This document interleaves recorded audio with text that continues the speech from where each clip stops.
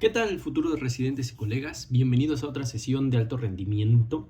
Hoy vamos a destrozar uno de los bloques más temidos y más preguntados en el examen nacional de residencias y también en los exámenes departamentales a nivel universitario, la patología biliar y pancreática.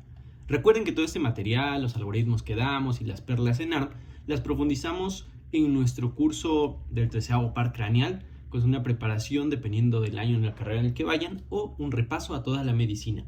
Iniciemos con un repaso bastante rápido de anatomía y fisiología biliar, que es la base de todo. Antes de hablar de la enfermedad, necesitamos conocer el terreno de juego. A nivel de anatomía, la vesícula es un saco en forma de pera, como viene en la mayoría de los libros. Acá podemos ver tiene una pequeña forma de pera, pegado a la cara inferior del hígado, a este lado.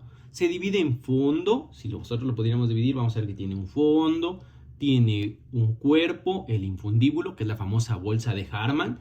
Quédense con este nombre porque aquí es donde se atoran la mayoría de los litos. Y por último tenemos el cuello. Sus medidas anatómicas normales son de 7 a 10 centímetros de longitud por 3 a 4 centímetros de diámetro de manera transversal. Tiene una capacidad, ojo, y repito, para almacenar. Otra vez. Tiene una capacidad para almacenar entre 30 y 50 mililitros de bilis. ¿Por qué? Porque no la produce, la almacena. Y una pared delgada que normalmente debe medir menos de 3 milímetros de grosor. Esta es otra medida que deben recordar, sobre todo para ultrasonidos, porque a veces nos llegan a preguntar un caso clínico y el único dato que nos dan es la medida del grosor de la pared. Entonces recuerden, menor a 3 milímetros. Sobre los conductos y las válvulas, a nivel del cuello, se va a continuar con el conducto cístico. Acá está el cuello y pasamos al conducto cístico, el cual tiene en su interior unos pliegues mucosos llamados válvulas espirales de Heister. Estas van a regular el flujo de entrada y salida y son otro sitio clásico de impactación de litos. El conducto cístico se va a unir al conducto hepático común para formar nuestro conducto principal, el colédoco, que desemboca en la segunda porción del duodeno a través del esfínter de Oddi, como podemos ver acá. A nivel de fisiología y un breve recordatorio, la vesícula no produce bilis, doctores, les insisto, almacena, no produce. Esto lo hace el hígado. Su función es almacenar la bilis y concentrarla absorbiendo agua y electrolitos. Cuando comemos grasas, sobre todo, el duodeno va a liberar una hormona, la CCK. Acá lo puse como CKK porque así es como me lo memorizo yo y creo que es más fácil de aprender si recordamos el crustáceo cascarudo, de caca, de crusty crab.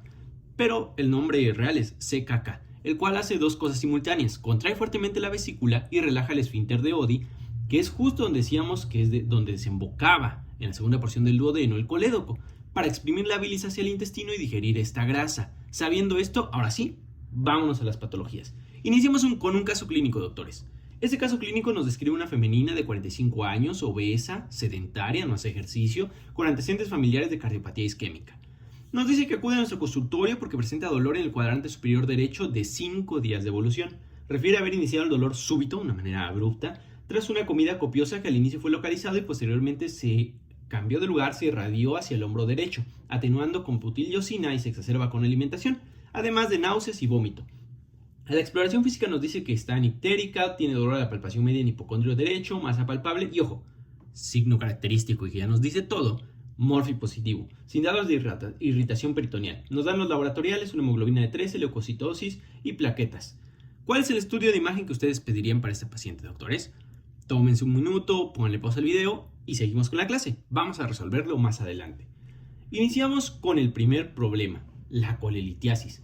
Esto no es más que la presencia de cálculos en la vesícula biliar sin, ojo doctores, sin inflamación asociada. Es el estado silencioso de la enfermedad. Empezando con la epidemiología y los factores de riesgo, tenemos la famosa regla de las 4 Fs. A nivel mundial y en México, las mujeres son las más afectadas, de female. Para el examen nacional, si ven alguna o la siguiente combinación como tal, están ante una patología biliar hasta demostrar lo contrario. Female, mujer, fat, con una obesidad que tenga un IMC mayor a 30, 40, edad mayor a 40 años y fertility, multíparas, embarazo o uso crónico de anticonceptivos.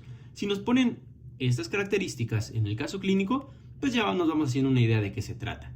Como pequeña perlita en ARM, por parte de la GPC en México nos dice que debemos sumar factores de alto riesgo como la diabetes mellitus, la pérdida de peso, pacientes poscirugía bariátrica, el uso de ceftriaxona y la nutrición parenteral total.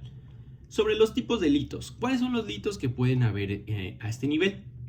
Tenemos tres, principalmente van a ser de colesterol, hasta en el 80%. Son los más comunes, se forman por sobresaturación de colesterol y disminución de las sales biliares.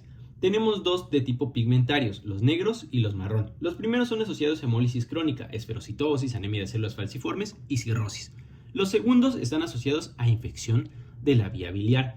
En cuanto al diagnóstico y manejo, el estándar de oro para ver las piedras es el ultrasonido abdominal, donde veremos imágenes hiperecogénicas que dejan la clásica sombra posterior. Acá vemos el cálculo, la piedrota, y vemos la sombra que deja a nivel del ultrasonido.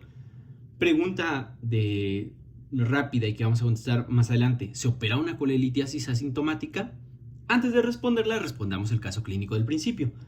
Nos preguntaban cuál es el estudio de imagen elección para valorar la patología de esta paciente, que si recuerdan era una paciente obesa, más de 40 años, femenino, con un cuadro clásico que vamos a ver más adelante, el cuadro clínico de esta enfermedad. Entonces, ¿qué estudio de imagen vamos a pedir? Pues vamos a pedir un ultrasonido de vías biliares, porque es el mejor estudio para valorar colelitiasis, colecistitis y coledocolitiasis. Es un estudio de imagen relativamente barato, dependiendo de dónde se lo hagan, accesible y de rápida interpretación. Ahora, la pregunta que les hacía: ¿se opera o no una colelitiasis asintomática, doctores? Piensen. Tómense unos segundos. ¿Listos? Pues la respuesta es que no. No se opera. La guía de práctica clínica nos dice que solo se vigila, a menos que el paciente tenga un lito mayor a 2.5 centímetros, vesícula en porcelana, que ya nos habla básicamente de un cáncer, o sea portador de una anemia hemolítica. Ojo, eso es lo que dice la guía de práctica clínica. Ya en la realidad, y sobre todo a nivel de medicina particular y medicina privada, van a ver que a todos los operan, ¿no? Pero la guía de práctica clínica, esta es la indicación que da. Sobre el tratamiento médico, en pacientes que no se puedan operar y que tienen litos pequeños de colesterol, se pueden usar ciertos medicamentos, como el ácido ursodeoxicólico o el quenodesoxicólico, para intentar disolverlos, aunque la recurrencia suele ser alta, nos comenta la guía de práctica clínica. Esto es sobre el primer tema, los litos. Una enfermedad silenciosa. Pero ahora, ¿qué pasa si llegamos a un segundo nivel? A una colecistitis aguda, cuando empieza a despertar la inflamación.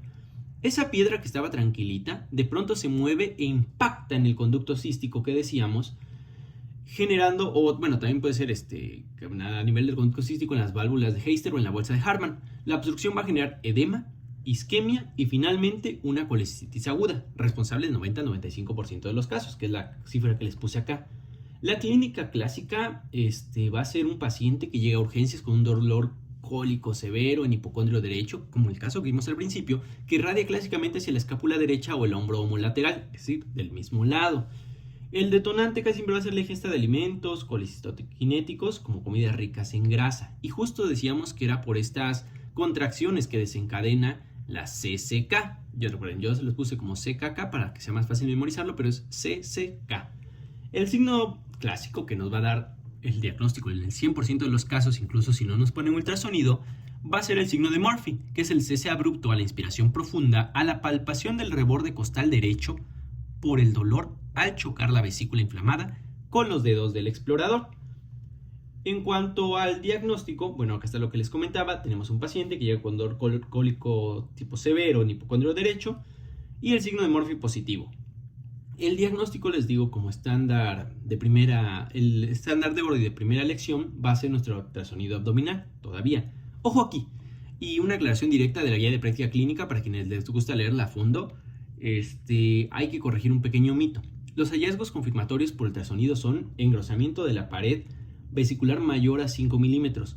Y les digo, aquí la guía es clara, nos dice igual o más de 5 milímetros, ya que algunas bibliografías nos hablan de más de 4 milímetros o igual a 4 milímetros. Si recuerdan anatomía, decíamos que lo normal es menos de 3 o 3 para abajo. Sin embargo, la guía de práctica clínica hace énfasis en esto, tiene que ser igual o mayor a 5 milímetros. El signo del doble riel, que es como podemos ver acá, o del doble camino, de la doble carretera, dependiendo de la bibliografía donde lo lean. El hito encarcelado con sombra acústica, todavía va a estar esta sombra. Líquido prevesicular, Murphy ultrasonográfico positivo, que es exactamente el mismo signo. Un cese a la inspiración abrupta, solo que en vez de ser con los dedos del explorador, va a ser con el equipo de ultrasonido. Tenemos bueno, está lo que les decía, el Murphy por ultrasonido, que es un signo característico. Tenemos una alternativa, que también nos comentan algunas bibliografías, incluso la guía de práctica clínica, que es la gammagrafía biliar. Este es el estudio con mayor sensibilidad, pero se reserva solo si la clínica es sugestiva y el ultrasonido salió inconcluso. En ningún simulador, ocupando en Master, Memody, algunos otros, nunca me han tocado que lo pregunten, pero pues viene en la guía y pues se lo dejo como pequeño datito. Para el diagnóstico definitivo vamos a usar los criterios de Tokio. Los criterios de Tokio los dividimos en A, B y C. Los A son signos locales, los B son signos sistémicos y los C son de imagen. En los A tenemos Murphy positivo, que decíamos es dato pivote, una masa o dolor en hipocondrio derecho. En cuanto a nivel sistémico tenemos fiebre, PCR elevada y leucocitosis. En cuanto a las imágenes tenemos el hallazgo de colestitis en ultrasonido, que como lo decíamos, incluso en la imagen que robé de internet, fíjense, dicen más de 4 milímetros. Y bueno, hace un poco de sentido, ¿no? Porque la guía de Alberdia Clínica dice a partir de 5 o más, que pues es lo mismo que más de 4 milímetros. Agrandamiento de la vía biliar, cálculos biliares retenidos y líquido perivesicular. ¿Cómo hacemos este diagnóstico a través de estos? Podemos tener dos casos, doctores. El primero es donde sospechemos de un cuadro. La sospecha va a ser un ítem A más un ítem B, o literalmente un punto A más un punto B, y el confirmatorio va a ser A más B más C. Con uno de cada uno nos basta para hacer nuestro diagnóstico. Hicimos ya el diagnóstico. Ahora, ¿cómo tratamos al paciente? La clave: ayuno o hidratación intravenosa. Pregunta clásica de ENARP: ¿cuál es el analgésico de elección para la GPC? No lo olviden, diclofenaco 75 miligramos intramuscular. ¿Por qué? Bueno, porque bloquea las prostaglandinas que median la inflamación y contraen la vesícula, evitando que el cuadro progrese. En cuanto al manejo antibiótico, que a veces nos suelen preguntar en los simuladores, sepan que va de acuerdo a la gravedad por los criterios de gravedad de Tokio. Estos criterios van a dividirse en 3: grado 1 leve, 2 moderado y 3 grave. El grado 1 leve son la inflamación local. La GPC recomienda fluoroquinolonas, y acá lo tenemos. Por ejemplo, levofloxacino o cefalosporinas como cefotaxima vía oral. En el grado 2 o moderado, cuando ya hay recuento de leucocitosis elevado, más de 18.000, como la primera paciente que tenía 19.000, duración del cuadro clínico por más de 72 horas, una marcada inflamación local, lo que vamos a realizar nosotros son el uso de antibióticos intravenosos. No se nos especifica algún nombre, como en el leve levofloxacino, pero pues vamos de manera intravenosa.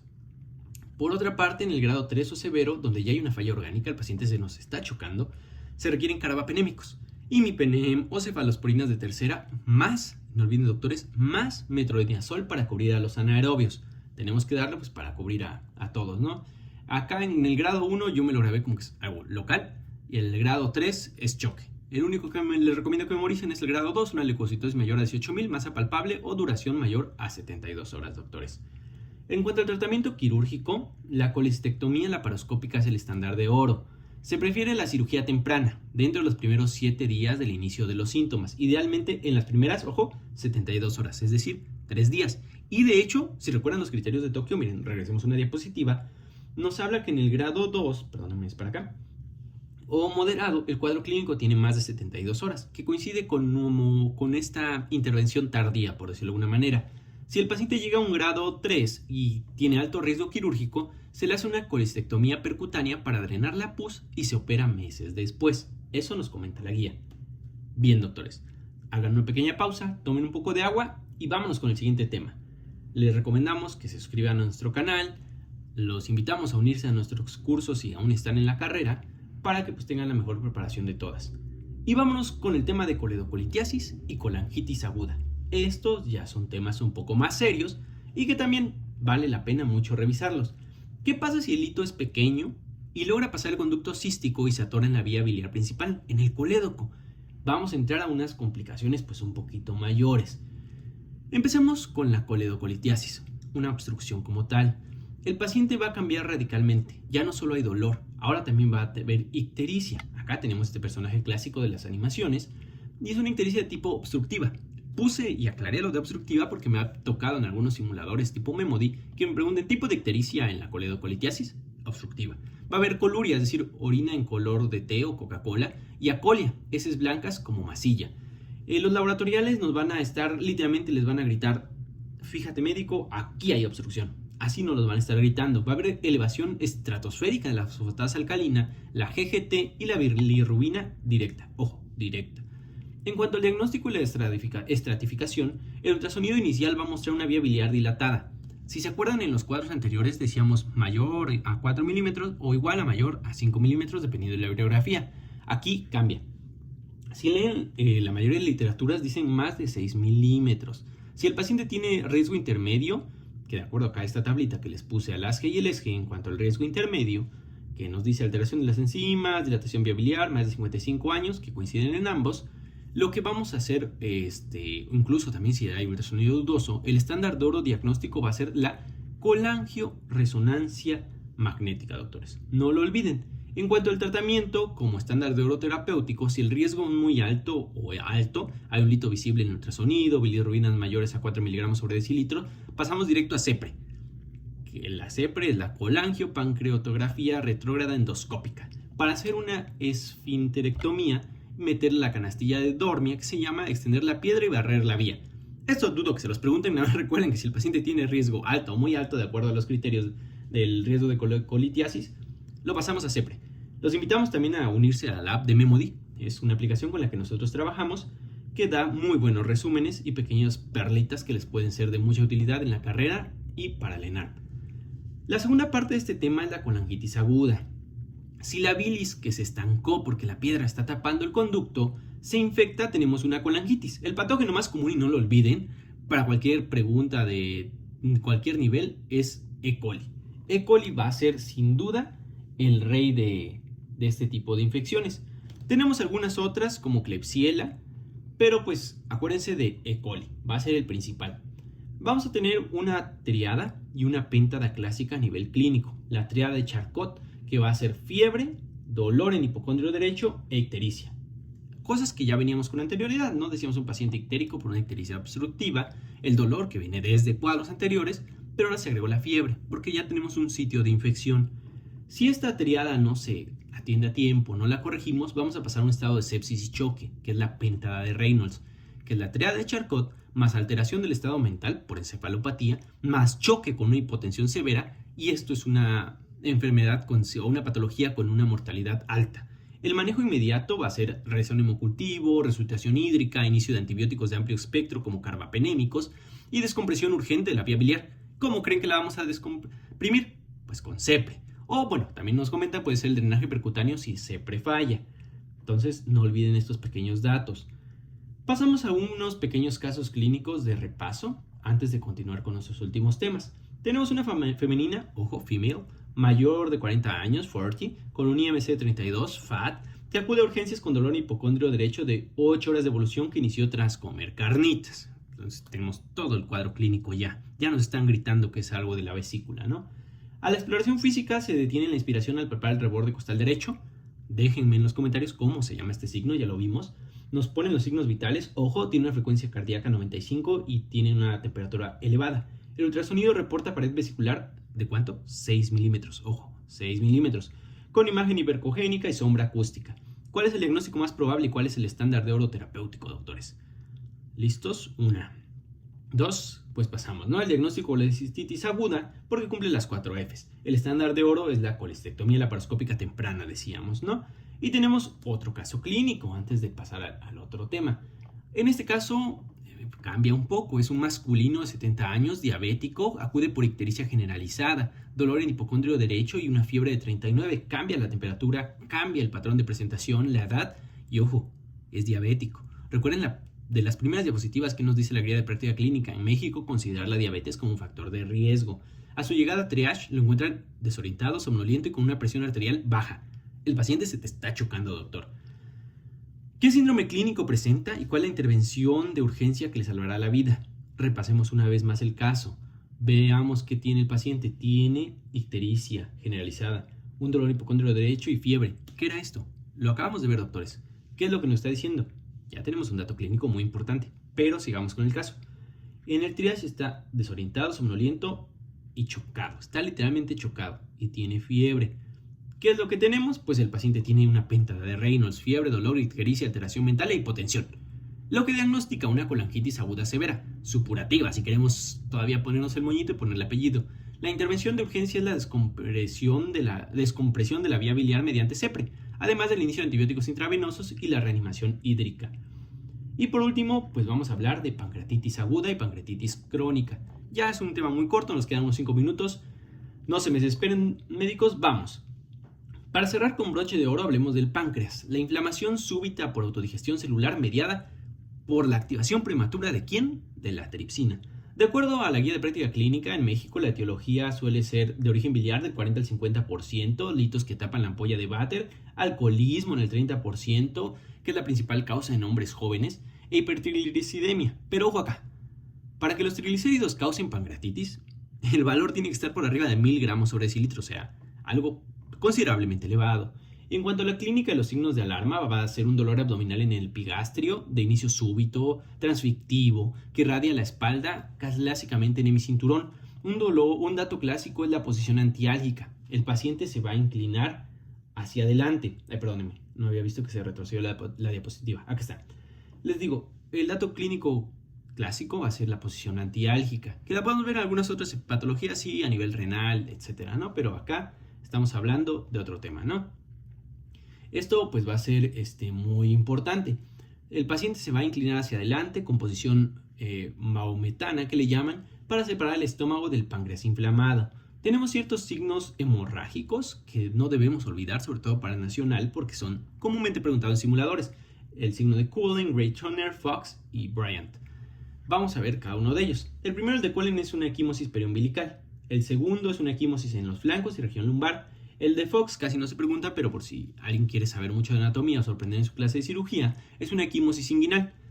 Y tenemos el signo de Bryant, que es el menos preguntado, que es una equimosis escrotal. Es asociado también a rotura de aneurisma aórtico-abdominal o lesión hepática. Por eso es que no lo suelen considerar algunas guías directamente hablando a este nivel, porque puede hablar de algunas otras cosas. Lo importante, doctores, es que recuerden que estos datos de equimosis nos van a hablar de sangrado retroperitoneal. Es lo que me interesa que se aprendan. En cuanto al diagnóstico, vamos a hablar de los criterios de Atlanta. Los criterios de Atlanta se van a requerir 2 de 3 para hacer un diagnóstico. Primero, 1 es la clínica sugerente, dolor en hemicinturón, que piensa en epigastrio, decíamos ya. 2, a nivel de laboratorial, la lipasa y la amilasa van a estar elevada más de 3 veces su límite superior. La guía de práctica clínica nos da un dato muy característico. La lipasa es el biomarcador de elección. Es mucho más específica y sensible. Además de que se mantiene elevada hasta por 14 días, es decir, sí cambia considerablemente. De hecho, acá les puse qué hace cada una de ellas, por si no la han escuchado, por si son de primer año, segundo año y quieren profundizar en el tema, acá está. Su función y su importancia clínica, ¿no? Y por último, el tercer hallazgo son hallazgos característicos en imagen. Y acá lo tengo en una imagen que encontré en Instagram, bastante bonita, donde se habla de estos criterios diagnósticos, ¿no? Decía 1, 2 y 3, los valores de las enzimas pancreáticas, la clínica y hallazgos en imagen. Tenemos que tener 2 de 3 para hacer un diagnóstico. En cuanto a la imagen y la clasificación, ocupamos la clasificación de Baltasar. Aquí la regla de oro para el ENARM es que la tomografía axial o TAC contrastada de abdomen no se pide al ingreso. Otra vez, doctores, no se pide al ingreso. Se debe realizar entre las 72 a 96 horas de inicio del cuadro. ¿Por qué? Si la pedimos antes vamos a subestimar la necrosis, por eso es esta pequeña razón. Baltasar va de la A a la E, A, B, C, D. En el Baltasar A vamos a tener un páncreas normal, o 0 puntos, como viene en la imagen. En el Baltasar B va a ser un edema difuso, aumento de tamaño focal, también pueden en algunas bibliografías, y nos va a dar un punto. Baltasar C va a ser una inflamación peripancreática, y nos va a dar 2 puntos. Si se dan cuenta va letra A, 0, 1, 2, C2, D3 y así nos vamos, ¿no? A nivel de Baltasar D es una colección de líquida única, nos vale 3 puntos. Y Baltasar E nos habla de 2 o más colecciones líquidas o gas, ojo, o gas retroperitoneal y nos habla de 4. Esto del gas es muy importante, más adelante vamos a ver por qué.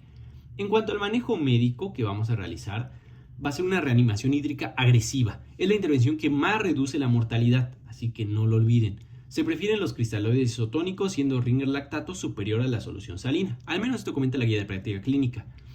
Había cierto mito anteriormente, incluso cuando yo lo estudié en la universidad, que es la nutrición.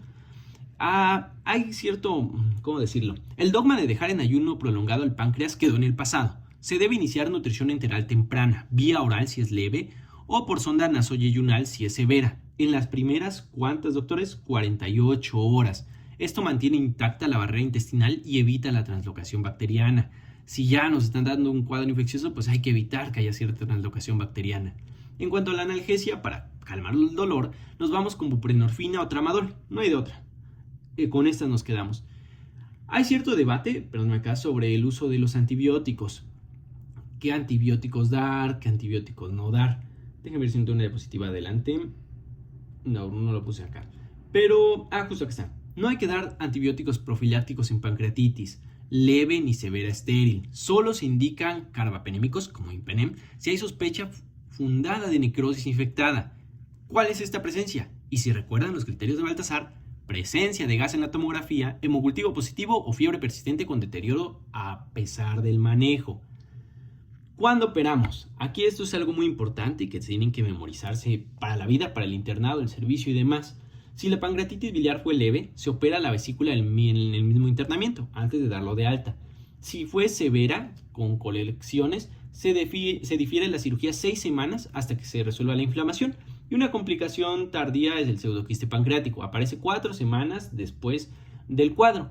En una colección de jugo pancreático, es literalmente eso, una colección de jugo pancreático sin cápsula epitelial verdadera. Solo se opera, ojo, si mide más de 6 centímetros o si causa síntomas compresivos. Y por último, nos vamos con la pancreatitis crónica. La causa número 1 a nivel global, alcoholismo crónico. En niños, pensar siempre en fibrosis quística.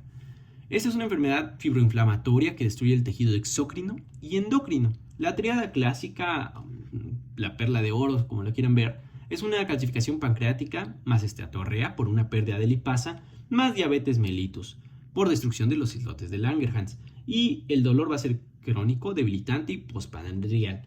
El diagnóstico lo vamos a hacer por tomografía ultrasonido endoscópico en búsqueda de atrofia y calcificaciones. El tratamiento va a exigir una abstinencia del alcohol, si esa es la causa lo quitamos, reemplazo de enzimas pancreáticas como lipasa, proteasa y amilasa en cada comida, insulina y un manejo del dolor escalonado agresivo.